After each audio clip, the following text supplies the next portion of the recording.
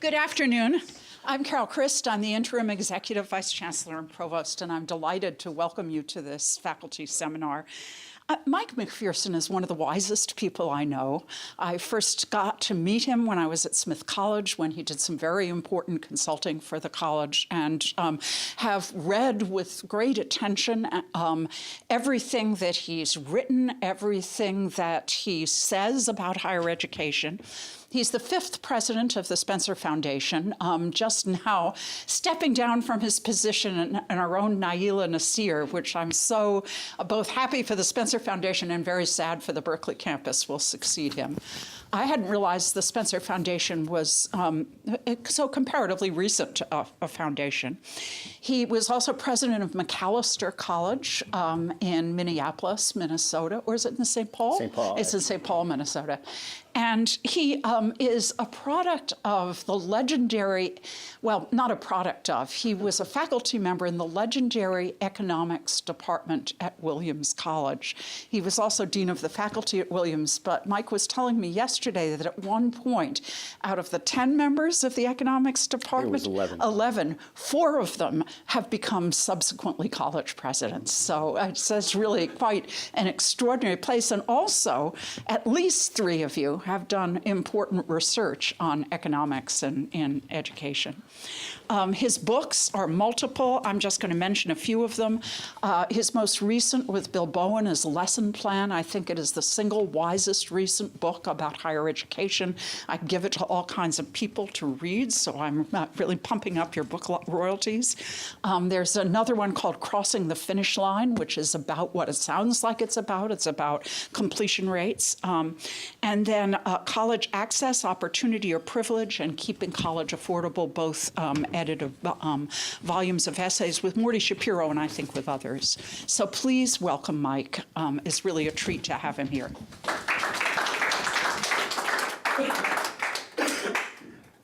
Thank you, Carol. I attended a seminar that Carol is leading here with PhD level graduate students who are working on their dissertations related to higher education, which was a great experience for me. Wonderful, talented people, and Carol introduced me then.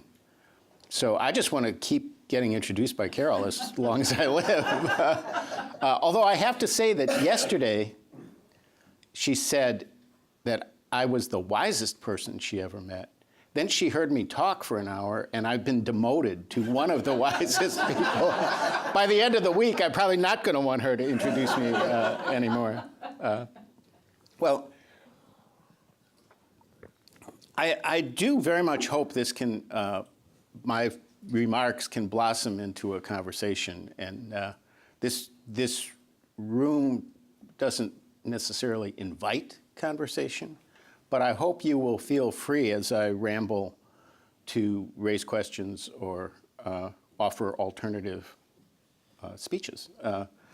I want to talk about a tricky subject to think about, and I should say that I'm going into some areas where I would not claim to be deep, and I do hope I'll come out of this learning some things I didn't know before. But what I really want to talk about is ignorance, in this sense that we have good general reasons to believe that developments in technology are going to transform a lot about life in the United States and in the rest of the world. And it would be astonishing if that weren't true within higher education. It's certainly going to be the case. It has already been the case in some parts of higher education. But I think we know a lot less than we sometimes let ourselves believe about what form those things are going to take, how quickly these changes are going to occur, and through what mechanisms they will develop. And when I listen to people talking about the technological future of higher education, they generally sound really sure about what's going to happen. And I just don't know where that degree of confidence arises. Silicon Valley. It's not limited to Silicon Valley, but I understand that. And I understand the advantages for various purposes of definitive stances. Many, many years ago, I read a book of short stories by Thomas Pynchon. This was something he pulled together after having published, his great quasi-science fictional difficult books, and it was called Slow Learner. And in the preface to the book, he said that he felt like his process of intellectual development was not so much that he learned things he hadn't known, but that he developed better maps of his ignorance. What was the nature of the things he didn't really know? And that thought has stuck in my head for probably 40 years. Maps of your ignorance. And, if you're just looking at a kind of a blank slate, that's one thing. But if you understand the planetary system and you understand galaxies and so on, you have no chance of understanding dark matter. But you understand what it is that you don't understand. You have a map of your ignorance. You know the stuff in the universe that is kind of known, and you know the stuff in the universe that you're ignorant about, which is really different from the condition people were in 1,000 years ago, when they had no clue about any of this. So I kind of want to, it would be ambitious to say I want to map our ignorance here. But what I'd like to do is illustrate with some examples that are outside of education, outside of higher education, and then make a few remarks about what the bearings might be within higher education. So one thing I would note, and this is something that Bob Gordon wrote in his very skeptical book. Bob is an economic historian, called The Rise and Decline, I think, or Rise and Fall, maybe, of economic growth. Bob sort of says everything's been invented, and that seems to me to be a crazy thing to believe, and that we can never again have things that were as dramatically important as what we had. I don't want to talk about that side of his argument, but what's really cool in that book is there is a real, well-developed history of the great period of economic development and growth that was driven by technological change. One thing that Bob notes, I think rightly, is that some areas, technical change, even though you might expect it to continue, has really pretty much stopped. And the great example here from him is air travel. The only thing that's happened to air travel in the last 50 years is it's gotten cheaper and radically more unpleasant. Recent news suggests some of the features of that. But the fact is, nobody has figured out a practical, acceptable way to break the speed limit that's now set by the sound barrier for passenger travel. I guess if you really need to get to Dubai, you can get an F-16 and slam there really quickly. But the attempts to do that in commercial aviation have flopped. And we have bigger planes, so we can squeeze even more people in. We don't have faster planes, and that's basically the constraint. I think it's also true, though Bob doesn't talk about this, that there's a lot of excitement for good reasons, and I'll come back to this, about autonomous cars, driverless trucks. But any economist, I think, would agree that the major cost, the biggest cost of automobile travel is the time you spend unproductively as a passenger or a driver of a car. You're not going to do very much about that at all. You're going to save money on taxi rides. Push the cost of making a car available to you for a short trip down even further than Uber is pushing it down by losing billions of dollars a year sitting prices that don't cover costs. But you're not going to fundamentally reduce the main cost of auto travel, which is cars don't go all that fast safely in cities. You're still, even when you got autonomous cars, you're not going to want to hit the Bay Bridge at 4 p.m. Unless there are some further developments, which I will say a speculative word about. So there are areas which suggest that change is not necessarily going to be as pervasive as the so-called techno-optimists suggest. But at the same time, it would be crazy to think, we've checked all the boxes, everything really interesting has already been done. Now, the questions about the future of technology and the future of other things are often answered by futurists. I have a distant relative who is a professional futurist, and he makes a lot of money.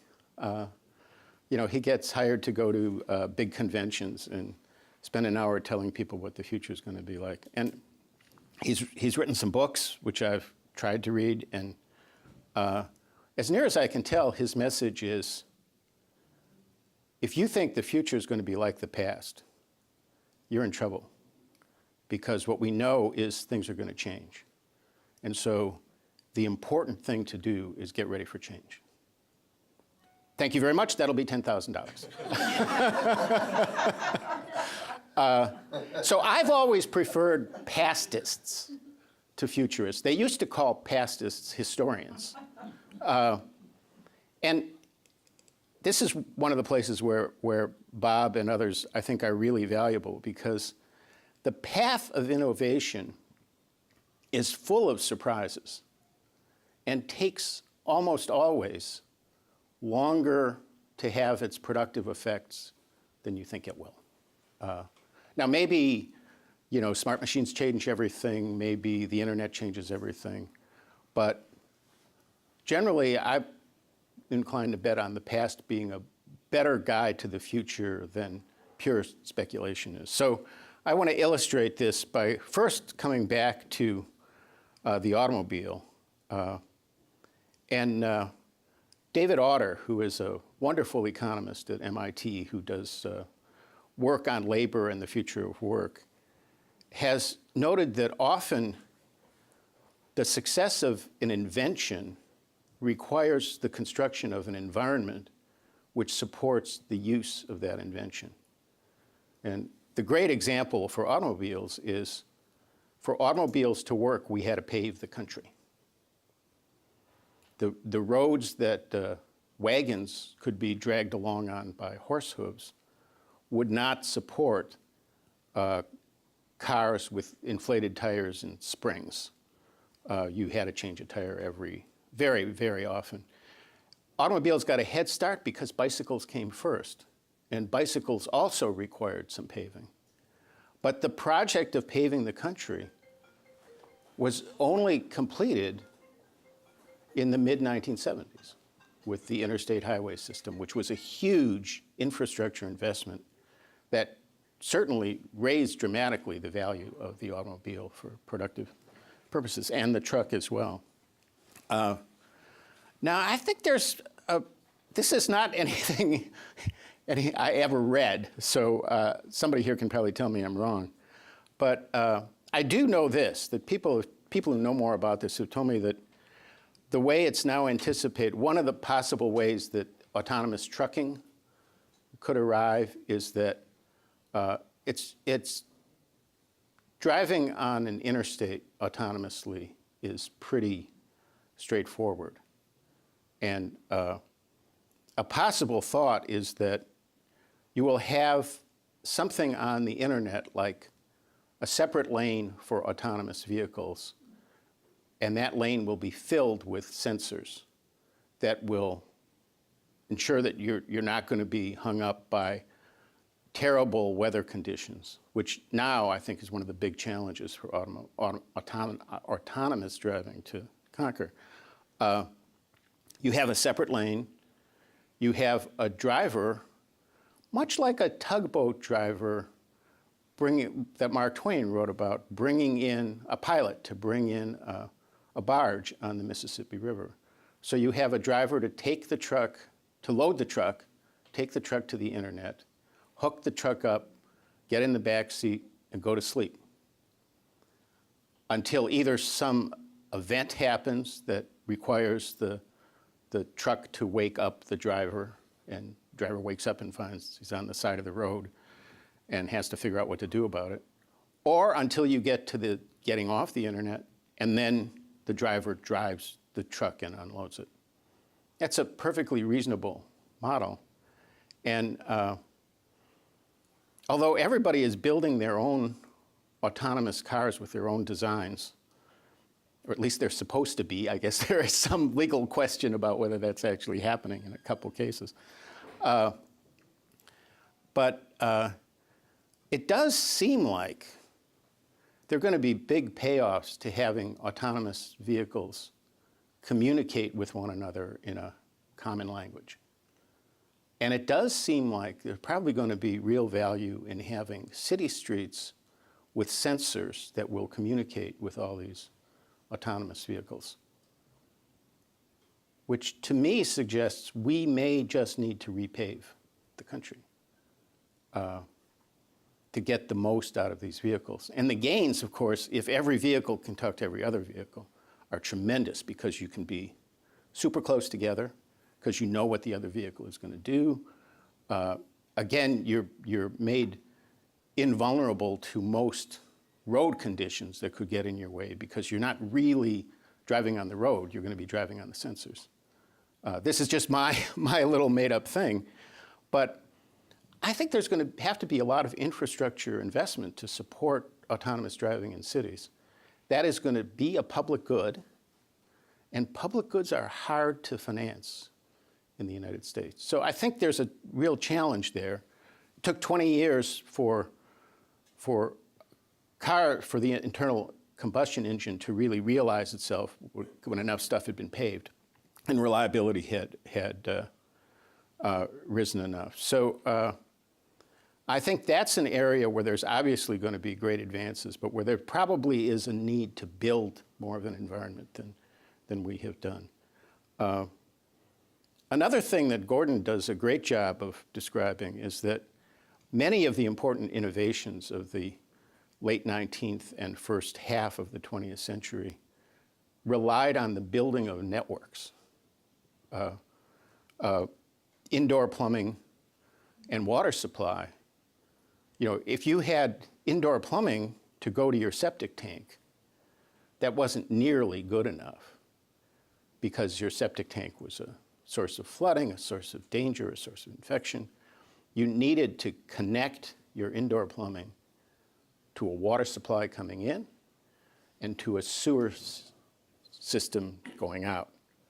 Those were public goods investments, and they came pretty quickly, again, about 20 years or so in big cities. They came much more slowly to the countryside. And of course, they're not everywhere even now. The electrical system for homes, one of the big projects of the New Deal was rural electrification, the TVA and all that. That was well after Edison's invention of the light bulb, which was kind of the crucial demonstration that you could, as Bob wonderfully describes, you could flip a switch and a room was lit at night. That's just spectacular, but it doesn't do you much good unless you have electricity in your home. And for everybody to build their own generator was not a viable prospect. So it waited again on the production of these tremendous public goods, these utilities, which have, now are kind of crawling out from under the regulatory umbrella. The telephone. I don't need to say any more than that. And of course, it was very important that every telephone be connected to the same network, which took a long time to figure out. And finally, the internet. The internet is a spectacularly important public good. And the attempts that we're seeing these days, both through big companies like Google and Facebook and through the ISPs who are now getting reversed, a thing that limited their ability to privatize the public good they were supplying, are trying to make private profits off these public goods. The amazing efforts to prevent cities from building their own citywide wireless networks because they undercut the profits of Comcast is really astonishing. So none of this is easy. And the building of these networks takes time. And it takes public cooperation. I think that's a really important thing to appreciate. You know, what Obama got grief for saying that nobody does this on their own. Google didn't become Google on their own. Google became Google because of DARPA, which developed DARPANet, which created the possibility of the internet, et cetera.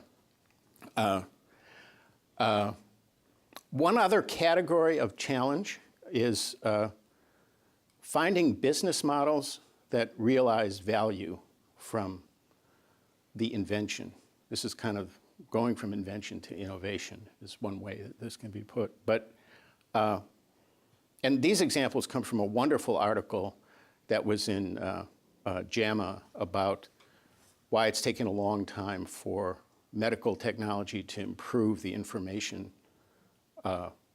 setting for doctors and medical care. Electrical power in factories as opposed to in the home.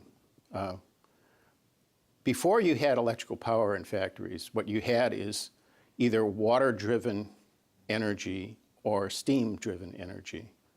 And that was transmitted across a large plant through belts and pulleys, which took the energy, was directed to running belt and pulley systems, which then could produce energy in other parts of the plant. And naturally enough, what companies did when the possibility of electric power emerged was they replaced the steam plant with a big electric generator. And they kept the belts and pulleys. And it took like 20 years before they figured out that distributing small motors across the plant, at first each with its own generator, later through an electrical wiring system, would be much more efficient. And it was only then that the revolution that was implied by electricity really could take off. There's a similar story about computers in the workplace. The development of personal computers and microcomputers in the 70s and 80s and into the 90s was undetectable in the rate of productivity growth in the US economy. Bob Solow, the great Nobel laureate economist from MIT, said you can find computers everywhere but in the productivity statistics. And it was only around the mid-90s that you got a distinctive upturn in the rate of productivity growth, which then petered out not long after the dot-com bust in 2002, 2003. And the reason for that is that what gradually businesses understood is to make the best use of microcomputing facilities, you have to re-engineer the workplace. So if you think about like financial world, I'm the head of the overseers at TIAA, and you look at what they've done over the years to make the processing of your financial data faster, dramatically faster and more reliable, because they've just eliminated so many steps along the way through direct through processing. They've eliminated quite a few jobs in doing that, but the big challenge was the engineering challenge of figuring out how to direct the workplace to the most productive uses of computers. And when these things started, you had people sitting at their desks, typing out invoices and printing them and walking them over to somebody else's desk. This saves you a little bit because you don't have to have a secretary do this on an old-fashioned typewriter, but it doesn't save you much. And so you need to think about how to transmit, manage the information. And then, sad to say, productivity growth in the US since the early 2000s has really been terrible. And this past year, for the first time, labor productivity was actually lower this last year than it was the year before. That hasn't happened for a very long time. So all of this stuff that we're anticipating the impact hasn't shown up yet. I do not in any way think that means it's never going to show up. It just means that it's actually taking longer to have a productive impact than we realized it would. And I think we have a kind of distorted lens on this because where there has been a real impact is the daily life of consumers. Instead of watching a terrible TV show at night, you watch Facebook at night. And your smartphone is ringing 24 hours a day, whether you want it to or not. Our active lives, particularly our leisure lives, have really been changed a lot by these technologies. But that's all of that is actually a pretty small piece of the economy. That, still true, the big pieces of the economy are feeding people, making their clothes, just doing the stuff that lets you live your daily life. And our entertainment lives have been enriched, but we haven't seen the effects much more pervasively yet. So that's my reason for trying to map out the ignorance that we have. These things operate through different channels. They operate through different time frames. They generally require public involvement as well as private commercial involvement to really reach their fruition. And we need to recognize those dimensions as we think about the future in higher education. So let me just say a few things about the future as I can see it, or really more about the present as I see it.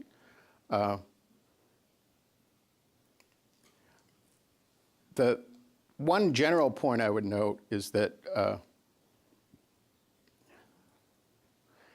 it's important to appreciate that the information businesses that have been disrupted most readily and most completely are newspapers, magazines. Those kinds of outfits always depended substantially on advertising as a source of revenue. And it's quite clear that the internet provides a form of advertising which is substantially more efficient. The old joke used to be that we know that half of our advertising is completely ineffective, but we don't know which half. Now we do, because we track people, what ads they look at, what ads they respond to. You get a lot of evidence out of that. It doesn't actually generate a tremendous amount of revenue per connection, but if you get, as with Facebook, if there are billions of people looking at these ads, you don't need any one of them to have very much of an effect, to have a big effect overall. Higher education has never relied on advertising as a major revenue source. So I think that made the MOOC effort more difficult, because the original conception of the MOOC was that you would be free of all the institutional constraints. You would market these things on their own. And either, in classic Silicon Valley fashion, eventually you discover there's a way to make money out of this, or you would make money out of ads. But this has not generated the kind of revenues that would be needed to make these ambitious enterprises really function as freestanding, separate alternatives to higher education. At least they haven't yet found the golden key to make that happen.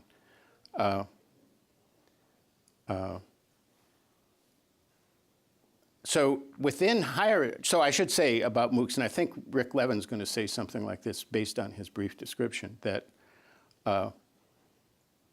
Coursera has turned more toward getting revenue from employers or from cooperating with universities that exist to provide versions, sort of think of them as MOOC-like, but not as freestanding things that are just downloaded from the internet. That seems to be where Rick and I think others think that this business is headed. It still can be a very big business and maybe a wonderful way of training employees, but it also comes with a revenue source. Within higher education, an awful lot of people take online courses. A lot of undergraduates take mostly courses that are completely asynchronous. That is, you can look at the lectures or the program whenever you want to. And for the most part, they're pretty close to digital replication of traditional teaching methods. They're lectures with some kind of break every 10 or 12 minutes to make sure you're paying attention. That kind of thing. They're generally offered in large quantity at large public institutions.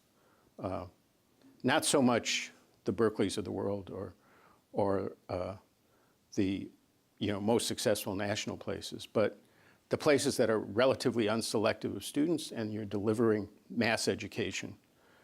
In fairness, that mass education on the internet doesn't look very good, but neither does the mass education in a room with 500 people in it taking the same class. That being said, there have been studies, a handful really, out of thousands of studies that have been reported on. There are really a couple dozen that are legitimate either experiments where students are randomly assigned to be online or face-to-face, or good quasi-experiments where there are strong statistical controls that can ground an assessment of effects. And David Figlio, a very good economist at Northwestern University, wrote an accessible summary of the state of the art for Brookings last December, which I recommend. What he found is that when you look at purely online versus face-to-face, test comparisons, as that's the outcome measure, how well you do on tests that are standardized between the two forms of delivery, are either about the same or a little worse for the online versions as for the face-to-face versions. These online versions, although you would think they should be a lot cheaper, so far actually aren't. And the reason for that is that the overhead costs of producing these things in the first place are very high. And you need tremendous scale to have enough units to spread the overhead costs around, which is sort of the Silicon Valley model. The difficulty here is you need to get a lot of you need one of two things. Either you need a lot of universities to agree to do exactly the same course, which is a really tough thing to sell. anybody who'd care to try that with a Berkeley professor, it would be interesting to see who emerged from the room. But the alternative would be that the course never has to change. Then you can teach the same course for 20 years. And we all know the names of some people who've actually done that inside of universities.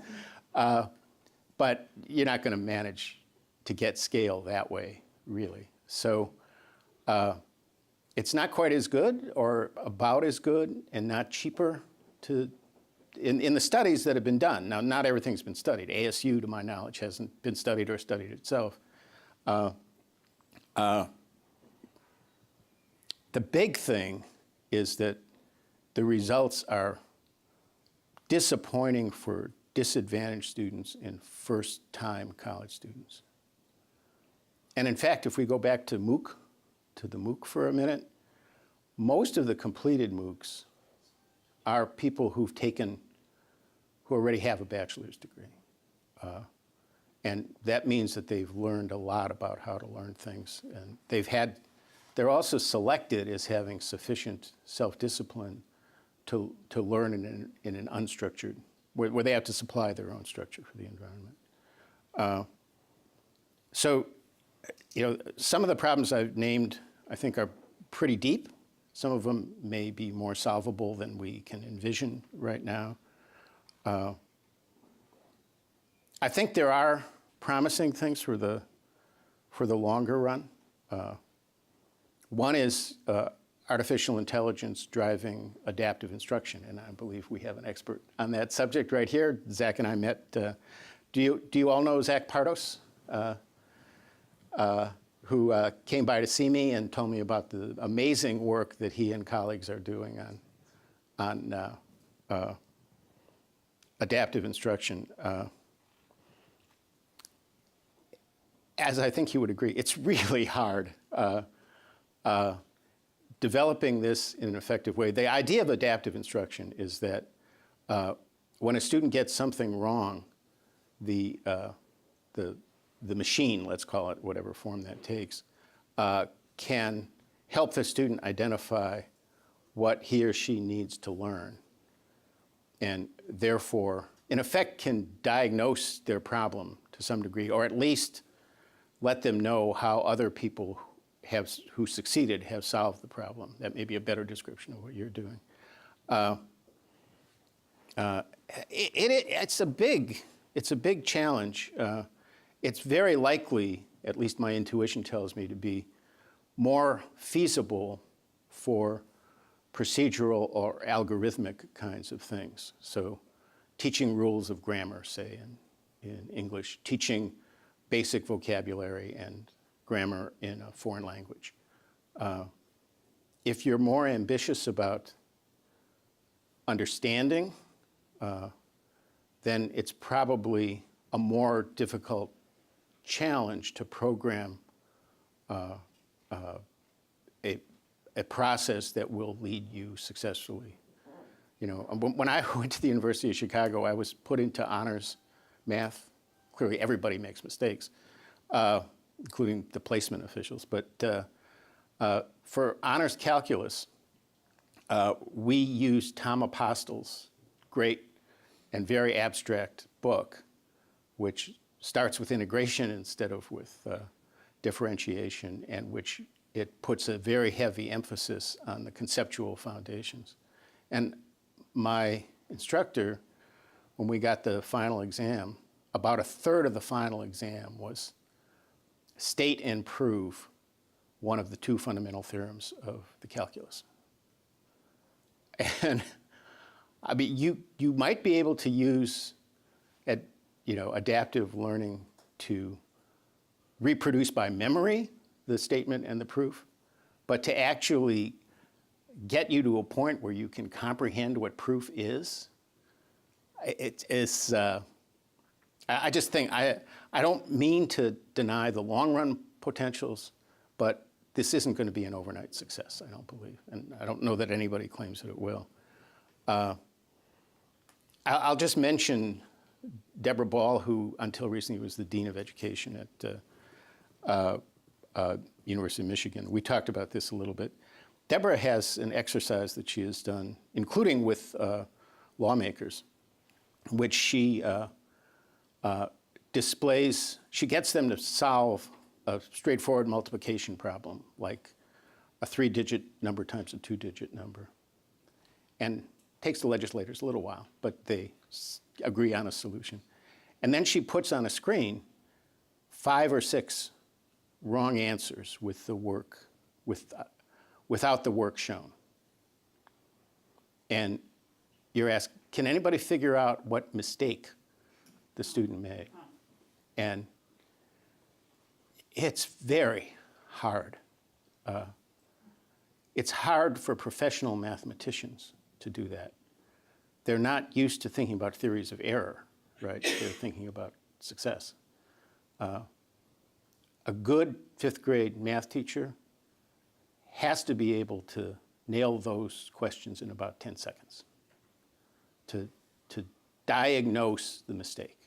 Because if all you can do is tell the kid you got it wrong, then all they can do is go back and try to do the algorithm again. But at the end of the day, they're going to end maybe having memorized the algorithm, but they're not necessarily going to know how multiplication works. So I could see when I gave that example to Zach, his mind was churning with, oh, I'm sure I could do this. Let me figure out how to do it.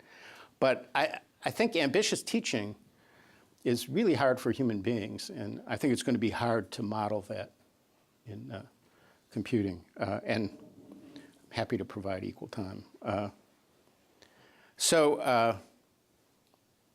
My own view is that in the nearer term, the big value of technology for improved outcomes in education, particularly completion outcomes, may not be primarily in course delivery methods, but in process reengineering, as what happened in business with electricity, what happened with computers. Process reengineering is a bigger idea than using technology, but it includes using technology. So something that schools have shown quite a bit of success with, like Georgia State, Florida State, has been organizing production in such a way that students get very firm advice at the beginning of their education about pathways to success. And then their progress along the pathway is measured aggressively and rapidly. And that information is then fed up and fed back down, so that very quickly, if a student has failed to show up for class for 3 days, all of that students failed to show up for class at a certain number of their classes, all their teachers will know it. And there will be processes for getting to that kid or adult and finding out what's wrong quickly. If people get bad grades, they can't progress on the path they're on until some way is found to fix that. And all this happens not when you go see your advisor annually, but like 2 days after this thing happens. And do that relentlessly, it can make a lot of difference. It creates an environment which feels less free, and that's a challenge for professors. But it also, if you're looking at a population that has very low completion rates, getting those completion rates up is very high value. And a big thing that fits into that, and Zach is working on stuff in this area, is predictive analytics. That is, on the one hand, what are the key signals that somebody's in trouble? And on the other hand, what are the kinds of remedies that have worked for other students? And having that kind of information from a big data operation, either internal to a university or conceivably broader, although universities are so idiosyncratic, I don't know how well it could extend, I think has considerable potential power. And it has shown that power in some cases.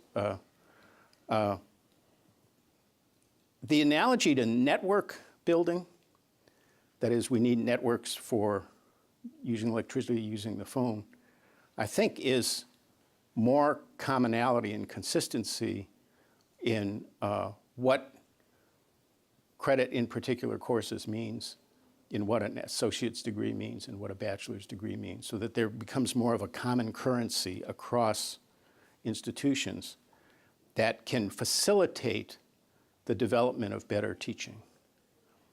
If everybody's teaching their own thing, it's very hard to scale that. Even if it's all human teaching, it's still very hard to scale it. But if you have more commonalities, again, something that universities are kind of allergic to, but that, and I don't think it's so much that Berkeley needs this kind of thing. Maybe for some subset of their students, you guys do.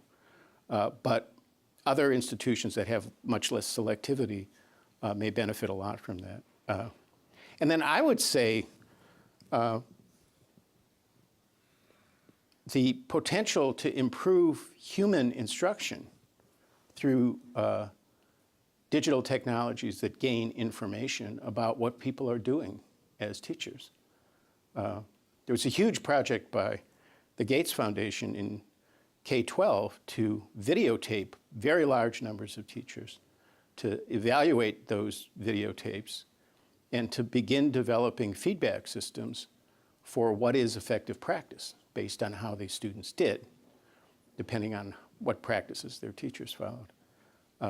There are amazing things technologically you can do to observe classrooms. You can tell, apparently, people can actually, by computers, by looking into kids' eyes, can tell if they're paying attention. Now, that doesn't mean that, I don't think it means that you want a computer sitting next to the teacher while she's trying to hang on to the threads of a discussion to have that electronic diagnosis. But it does mean you can tell what techniques encourage people to pay attention, right? And it's not going to be the same in every subject. It's not going to be the same for every teaching goal.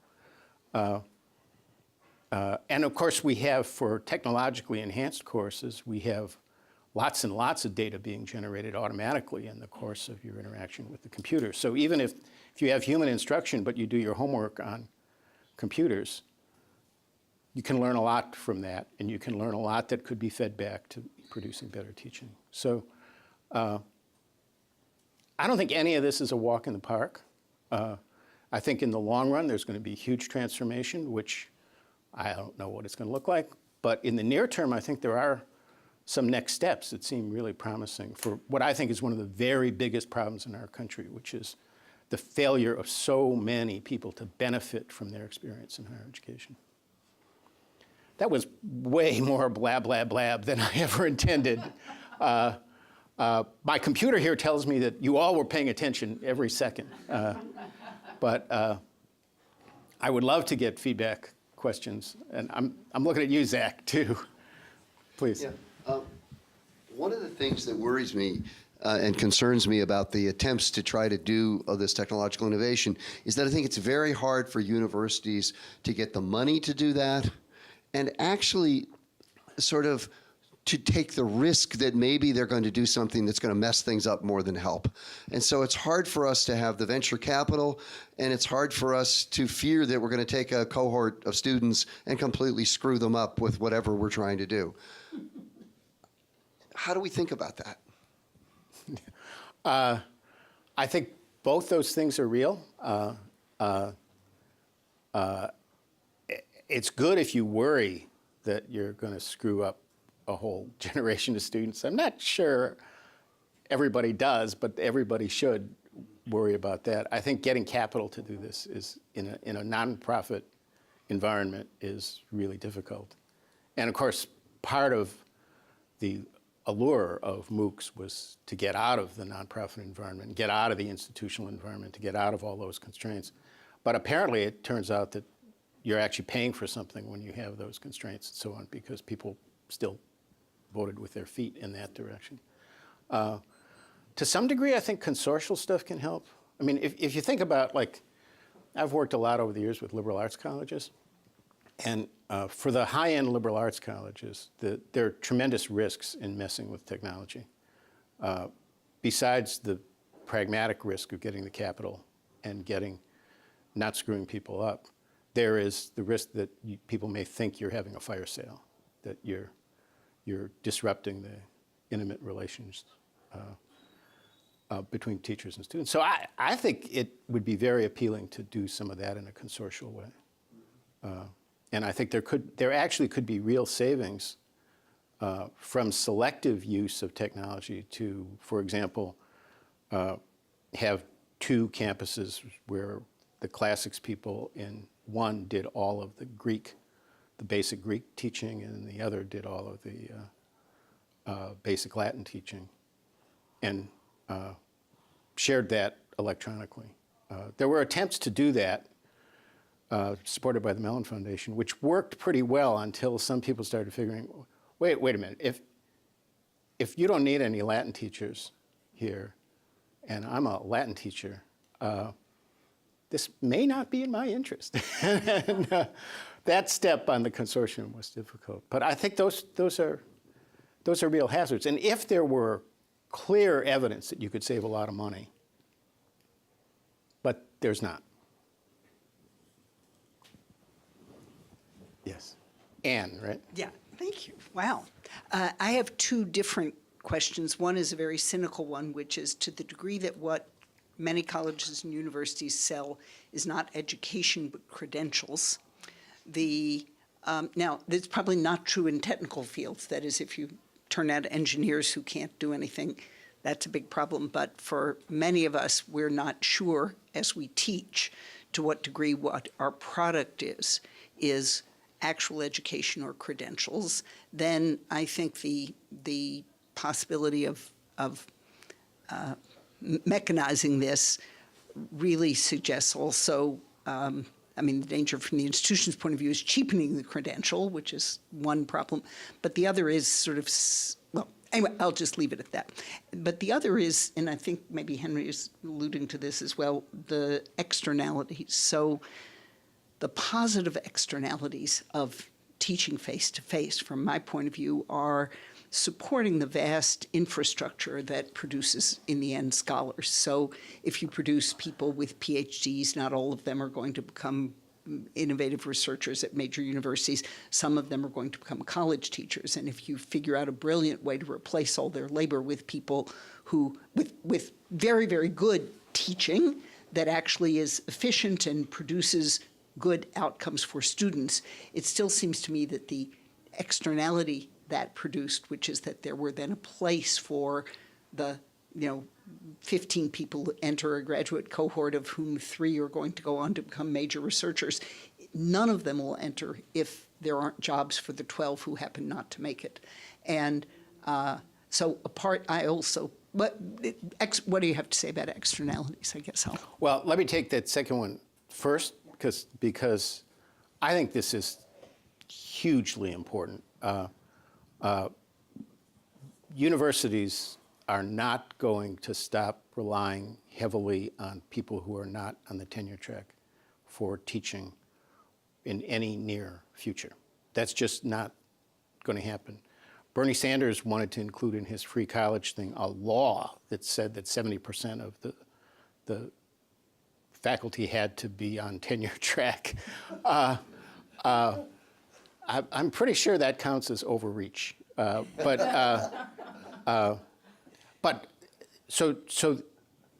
there is a huge problem. I mean, I think part of the solution is that places that aren't producing very good PhDs, now, I'm not talking about Berkeley here, but places that are in this game who don't have the resources to do it well should stop. We're producing more PhDs than we should. I think that's a real problem. And it's not true in every field, but it's true in some fields. It's certainly not true of every university, but it's true of some universities. At least that's my view.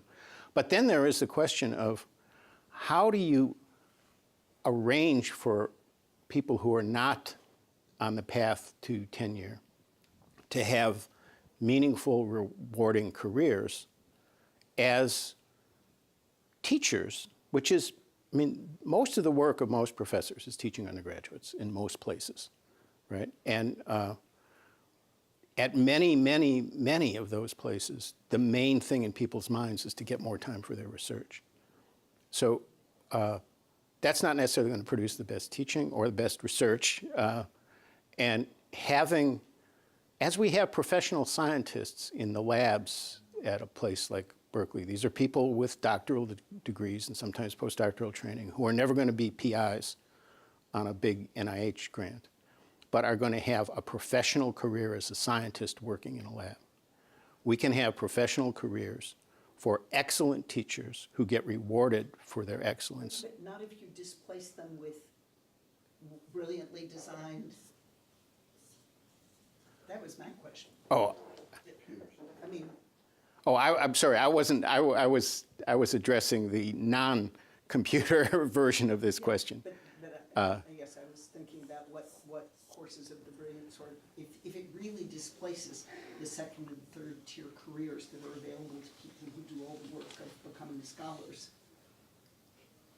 Well, at some point, something like that may happen. I mean, you know, that it would become the equivalent of what people think is going to happen to truck driving, right? And then a big thing is you produce fewer people who will do that for a career, one way or another. I mean, but you know, I'm 70 years old. It's not going to happen while I'm still worrying about anything like this. For institutions that actually value quality. Coming back to your first point, I mean, my real nightmare, and I think it is a real nightmare, is we don't really have good ways of measuring either the learning outcomes or the life outcomes that come from different forms of teaching. And if you have, to be blunt about it, if you have a population in your state, a subpopulation in your state, that basically your legislature and your other public officials don't really care about, you can deliver incredibly cheap, incredibly bad education for very little cost. Put everything on TV. And because, you know, if you dilute the education we have now, you know, with gigantically, visibly overcrowded classrooms, people can see it, like, you know, you're watering the whiskey, you're not delivering. But when it's a whole different technology, people may not know that that's what's happening to them. I worry about this dystopian future where we convince ourselves that we're giving a lot of people credentials. We're really giving them credentials that don't reflect any learning that they did. I think we have to vigorously, in political and in other ways, combat that kind of trend. Trend in which you try to do good education and enrich it through technology, and at some point in the future, advance technology to a point where it can really do a lot of really high quality stuff on its own. That's a future I think we should aim to arrive at. I think it's useful to look at what we're talking about. Talk into the microphone because we want to record okay. it. It's not because of... Is it? I don't know that it's doing anything, but I will. I think it's to useful. quote the guy with the camera. That we divide the process of acquisition of information or skills or knowledge into the teaching side and the learning side. Because, in a sense, technology is pushing the learning part. At the same time, the individualization of learning across the spectrum of people is a pull on finding better ways to acquire information. And I think it's important to understand the cultural issues, particularly on the learning side, that technology imposes on each generation. And you mentioned you're 70. Well, I'm a generation beyond you. And, for example, I came to the lecture because I would see you as a person and hear you. Yeah. I would not sit somewhere and watch a video of you giving this talk. And maybe people like me are disappearing generationally. But it really places a huge burden on us to understand and try to come up with the idea of what a university should be. Is it going to be virtual? Are these social networks so independent and immaterial to personal contact? So I think those are huge questions that technology cannot answer by itself. Yeah, I certainly agree, cannot in any way answer by itself. Yeah, I think the cultural dimensions of this, not only cultures as they evolve over generations, but within a given generation, depending on the kind of experience people have had when they arrive in college. And, I think, a really good example of this is that people expect now, many people expect that when you show up in college, you will have an iPad, you will know your way around a computer. All of a sudden, this is part of the definition of college ready, right? But wait a minute, you didn't have to change college in such a way that you couldn't go to it unless you already knew that stuff, right? So college ready is not some independent exogenous force, and it in a country, in a society like ours, it's going to migrate to the convenience of the people with the money. I mean, that they're going to have a much wider range of opportunities prior to coming to college. And then we're going to say, well, there's something wrong with these people because they can't do this stuff. It's sort of a version of well, I taught it very well, but nobody learned anything. But what do you think teaching means, man? I mean, that's, so the lack of flexibility in the universities, the lack of awareness. Carol and I were talking about how good it would be for first-generation students if it were easier to find your way around the Berkeley campus. And I speak as someone who has a hell of a hard time finding his way around the Berkeley campus. In fact, my successor had to show up in order to help me find where I was doing my thing. Do you all know Naila Nasir, who is the new president-elect of the Spencer Foundation? A fabulous choice. So we have time for two more questions, and I see two more hands in the back and Zach. Fantastic. Hi, thank you very much for this talk, Michael. I was at Amherst College 5 or 6 years ago when Amherst had a very public conversation about whether to join edX and start filming its courses. And after about a semester's conversation, the decision was made not only to not join edX and to not film courses at all. Like you said, this was seen as an existential threat to the liberal arts college. But there was sort of a swing in the opposite direction, in part using money from the Mellon Foundation to support undergraduate research with professors. There's a sense in which this is the opposite. This means that, professors are spending more individual time with students, and students have more direct feedback from their professors. Now being here at Berkeley, I see a very sort of similar decision being made for a similar reason. Berkeley currently has a push towards undergraduate research. And I just wondered to what degree you see this as part of a long-run trend, how it interacts with the techno-optimist or techno-pessimist, and what you think of the value of these kinds of, I think at least to some degree, new activities being conducted by universities. Can you say a little more about what the innovation is at Amherst? I'm not.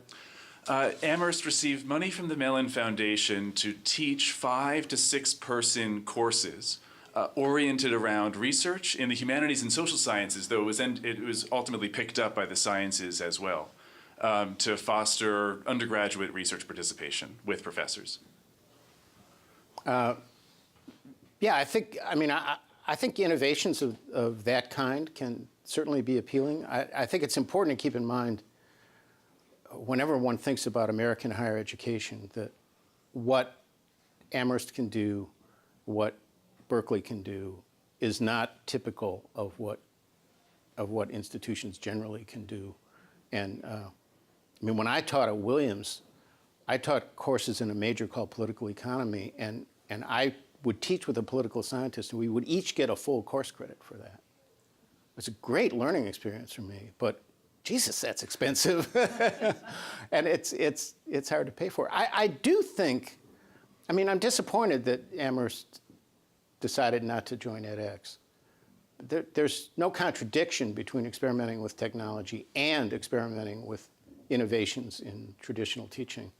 You know, there's a brilliant sociologist at Princeton who produced a MOOC that got into wide use, and he became fearful that that might put some sociology teachers out of work, and he withdrew the MOOC, exercised his right not to have anybody ever see it. Now, this is Luddism, and I think we have to use these technologies in the right way, but we also have to be open to them. I think, you know, it's I think not the right thing to do, but it's also an imprudent thing to do to slam that door, because if we think in the broad sweep of American higher education, we can just say, we're doing it fine. That is definitely not going to work. Michael, I have a question for you. Okay, given that our universities and colleges are increasingly becoming more multicultural and global in terms of the students, how do you think technology is going to fit in there in terms of helping the professors to teach the multicultural? Because they're coming from different groups, they have come from different countries, different cultures in terms of how they learn. So do you see technology as being the great equalizer, the great help in terms of helping the professors as they teach these classes and these students? I think that's a really interesting formulation, because the direction I expected your question to go was whether teaching by computer or with technology how does that respond to cultural diversity? And I would be very worried about that in the ways that this teaching is done now. It's not to say that you couldn't have big innovation in that, but right now I would say that sort of teaching is very homogenizing. It tends to assume everybody is the same. And if you think about the people who are designing these things, probably what they're going to assume is that they're white men. Right. But you're asking something really different, which is something that interests me very much, which is how can the teachers become better teachers in the classroom through what can be learned through technology and through technology-enhanced experiences. And I think there's potential there. And I think there's similar potential in K-12 education, where you can learn more about the populations that you're teaching. And certainly the first rule of teaching, of good teaching, is to get a handle on what your students already know and how they think about these things. And if you try to, it's when you don't do that that you get into the, well, I taught it well and they just didn't learn it mentality, whereas teaching is an engagement with a learning process. That's the only reasonable definition of what teaching is, whether it's done by a computer or whether it's done by human beings. Zach? First of all, thanks for that 1,000-foot view of technological innovation. Analogy is one of the best ways to learn, and I've thought of several ideas while you were speaking about that, so thanks for that. I'm not a futurist, so I'll look back to a historical finding in responding to technology as not displacing workers, but perhaps creating better pathways to careers. So one of the larger results in intelligent tutoring systems has been students who are just acclimating to a particular topic, at least in STEM. STEM is mostly the area being taught in intelligent tutoring systems. For those students, if you have the tutor scaffold the experience for them, break the problem down into steps, they do a lot better than the students who are already advanced. So similarly to higher education, when you have first generation college students, they're often disoriented when they first join.